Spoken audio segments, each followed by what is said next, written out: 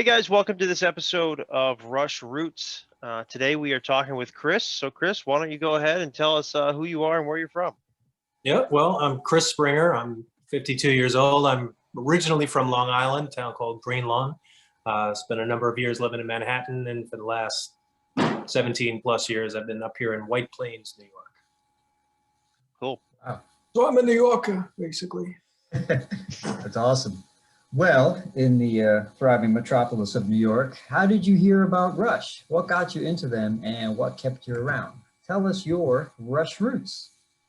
Well, it would have been in between Signals and Grace Under Pressure. I was about 15 when, I heard all the stuff on the radio, that stuff I liked. And I was in Boy Scouts, and there were a couple of older kids in my Boy Scout troop who were really into Rush. This one kid, Joey in particular, he lived in the house behind me in my neighborhood, and he was a guitar player.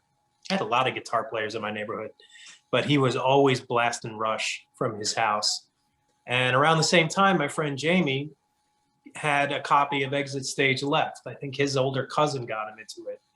And I found that I think a lot of people like our age, Jim, like that was kind of the introduction, So the first time I heard a lot of those songs, besides the radio hits, was on that album. And I was just blown away by just how good they were, and also that they were completely unique. Nobody sounded like them. They didn't sound like anybody else.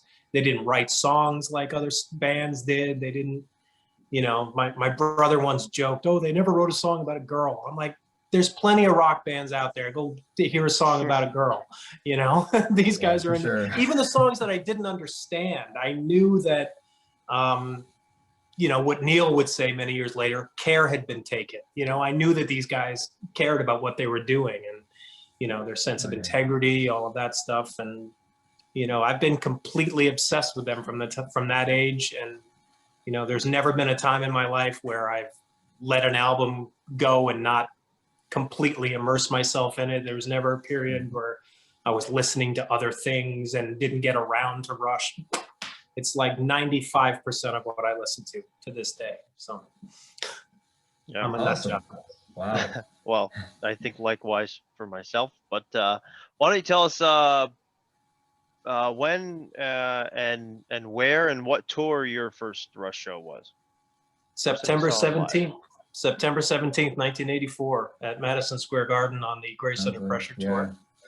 Went with my two best friends, Jim and Jamie, and saw 50 shows in all. And my friend Jim and I, just the two of us, saw 40 shows together, including our last one, which was back at Madison Square Garden again on the R40 tour. So it was nice to come full circle. There you go. Yeah. We just, and that was another thing that I liked about them, was that, there's a bonding element to this band.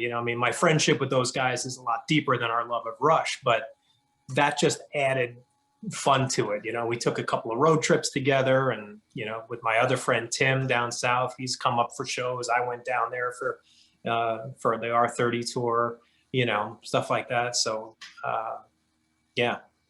Well, it's exactly what we're trying to build with, not only these Rush Roots videos, but with our channel, a sense of community, because there's a lot of people out there that don't have many Rush friends. So, you're pretty lucky in that regard. I never talk about Rush like in life. Everybody I meet, that nobody's ever heard of them, nobody knows anything about them. Even people my age are like, oh yeah, Rush, Tom Sawyer, right? That's all they know. Yep. And I always I keep waiting, if I'm at a traffic light, because I've got a license plate frame that says I'd rather be at a Rush concert. And I'm waiting for somebody to, honk their horn next to me. Yeah, but nobody ever does. And I'm like, where are all the Rush fans?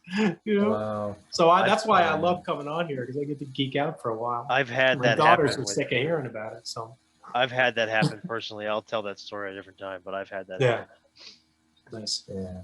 All right, cool.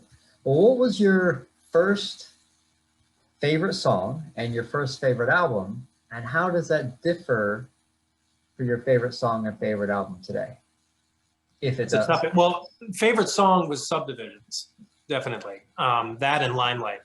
were my two favorites. I used to keep a little tape recorder next to my clock radio at home, and anytime a song I liked came on the radio, I'd run over and hit record, you know, and get a crappy recording through the air.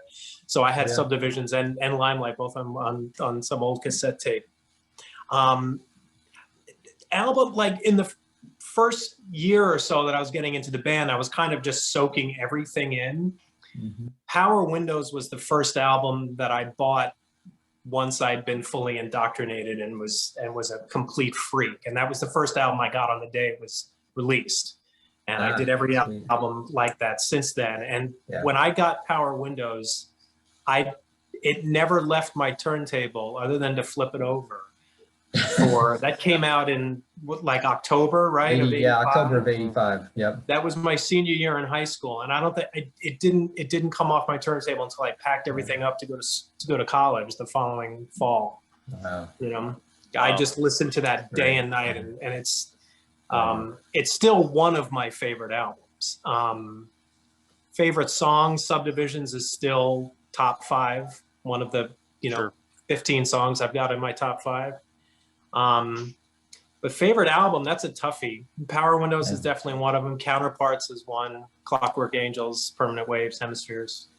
I could go on, but there's quite a few. I think Clockwork Angels. I think Clockwork Angels could, in my opinion, could be their best album. I think it's their most mature. I think it's a perfect combination of everything they ever were in one glorious concept. I think it's beautiful.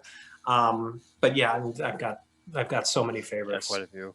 So it's tough, All right. Well, why don't you tell us where people can find you on social media if they want to reach out and perhaps talk more Rush or become Rush friends? Sure. I am at John C. Dad. Sorry, with the porn. John C. Dad 2112. John C. is my older daughter. I'm her dad. So John C. Dad, JHANSIDAD. I also run a fan page for my father, he was a comic book artist. If anybody's into comic books, that's at Frank Springer Artist on Instagram. Yeah, love comics. That's cool. That's awesome. Cool.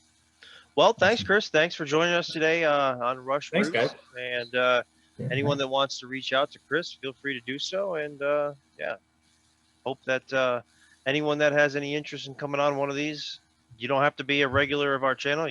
We'd love to meet anybody. Feel free to shoot us a direct message on Instagram at Rush Fans. That being said, take care, everybody. All right. Thanks, guys. Bye.